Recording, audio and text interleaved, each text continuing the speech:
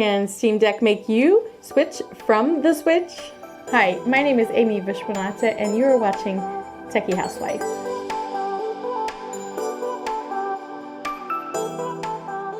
So in my last video, I talked about why the 64 gig model of Steam Deck is probably the best value out of the lineup. And also, once you look at the higher price point, you can't fairly compare against the Nintendo Switch. So that being the case, I want to use the 64 gig version of Steam Deck as the example in what I'm about to say. We all know that Switch is highly popular and it is awesome. I have one and I love it. But I'm really excited about Steam Deck, as it can do a lot more than Switch, probably even emulating the Switch. Now, this video is not a Steam Deck, the Switch killer type of video, but instead, this video is about how Steam Deck can actually give enough competition to the Switch that Nintendo actually has to become more innovative and consumer friendly. Because as much as I love Nintendo, they seem to have this habit of only making incremental changes when things are going well for them. So, here are some points of why Switch is popular with some hardcore gamers. Unlike Wii or Wii U, some AAA games have made it to the Switch. For example, Doom Eternal and Dark Souls are just a couple of them I could name. Switch also provided a means for hardcore gamers to take their games with them wherever they go and play on the go. Switch has a pretty sweet price point and an even better price point with the Switch Lite. Way more indie games made it to the Switch library rather than other consoles. Zelda, Breath of the Wild, Super Smash Bros. Ultimate, just to name a couple. And this is a very big point. Switch is comfortable to hold and play for long periods of time. So Valve really has to do something special to compete with Switch, right?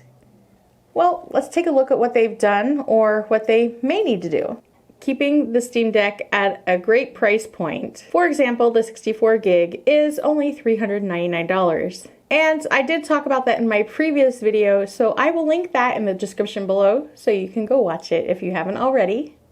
And we did talk about AAA games with the Switch. However, Steam Deck is going to be able to play AAA games, which again is very appealing to hardcore gamers. Actually, from what we see, Steam Deck can play almost all of the AAA games, albeit at a lower resolution or scaled down graphics settings. One thing they really need to do is keep a good battery life, which we will only know after we all get our hands on it, right? What they hopefully have done, or really need to do since they haven't released it yet, they can still tweak this, is make sure it is comfortable to hold and play for long extended periods of time. You don't want that fatigue in your arms and your hands just after a few minutes. So it really should be a good weight and comfortable grip and easy to hold. Now I do like that curved grip on the back. That seems to me that it could give it the support needed to hold for longer periods of time. Another thing they could do is keep it open to hacking, tinkering, and the sky is the limit. Let people just get their creative juices flowing and see what they can do with this, which Valve seems to have actually already done well so far. You can replace the internal storage, even though it is recommended not to. You can actually expand the storage with an SD card. There have been plenty of videos where some of the YouTubers have actually tried playing AAA games from the SD card with a good bit of success. The only caveat is loading time, which is really no big deal if you've been used to using mechanical hard disks for your PC gaming. You can install your own OS and you can bring your PC library with you. Did I mention emulation? Steam Deck can literally emulate Switch and Wii U, which in turn means Breath of the Wild on the go is similar to Switch. I mean, so far, I think they've done a great job. What Steam Deck should also do is incentivize third-party developers to optimize their games for Steam Deck. They could probably do this by having a better revenue sharing scheme for those developers. But the most important thing is to make more Steam Decks available to more gamers. Ramp up the production, the distribution, etc.